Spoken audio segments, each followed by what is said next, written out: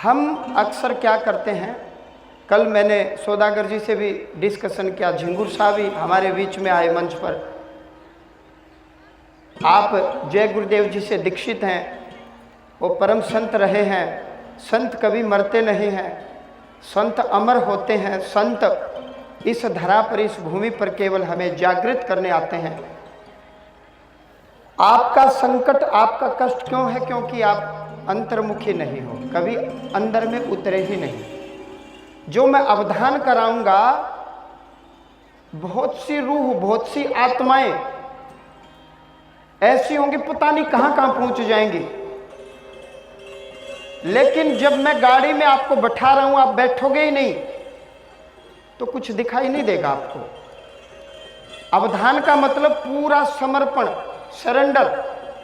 और जो गुरु महाराज, जो सतगुरु कह रहे हैं उस बात को मानना। आपके संकट गए। अभी मैं मंत्र पाठ करूंगा, जिसमें कोई सवारी होगी, कोई संकट होंगे, उनको आपने रास्ता देना है। दुनिया में ऐसा कोई घर नहीं जिसमें बुरी हवा न हो, ऐसा कोई शरीर नहीं जिसमें कोई दुख ना हो, ऐसा कोई शरीर नहीं जिसमें क्रोध ना हो, ऐसा कोई शरीर नहीं जिसमें मोह ना हो, जिसमें भय ना हो, जिसमें बीमारी ना हो। मंत्र पाठ किन को लगता है? उनको लगता है जो योग्य है, जो अधिकारी हैं। यहां बैठ करके भी कभी इधर कभी उधर शरीर यहां पड़ा है। 2 घंटे के लिए घर कहीं नहीं भाग रहा, सारी व्यवस्थाएं आपको वैसे ही मिलेंगी। केवल अब 2 घंटे के लिए आत्मचिंतन, आत्ममंथन, भगवान की कृपा से, भगवत कृपा से एक ही पाठ मैं करूंगा जो सबको लगेगा, बराबर लगेगा।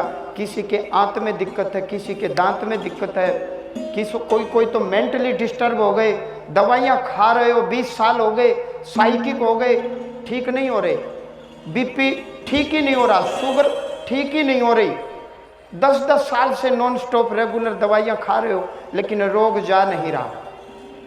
मंत्र पाठ की कृपा से स्वतः ही कुछ रोग तो किनारे पर खड़े हैं, पाठ किया गए। कुछ रोग हवन किया गए। कुछ रोग एक छोटा सा मंत्र मैं दूंगा वो किया और चले गए। महाभारत का एपिसोड देखते थे ना, तो वो तीर चलाने से पहले कुछ शब्द बोलते थे, अपने आप शक्ति आ जाती थी और फिर तीर चलाते थे। ऐसा क्या बोलते थे?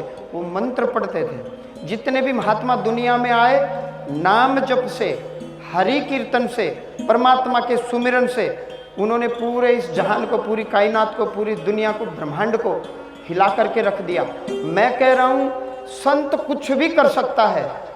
यदि पूर्ण संत होगा तो वो आपके इस जन्म के संकट भी दूर करेगा और पूर्ण मोक्ष भी प्रदान करेगा।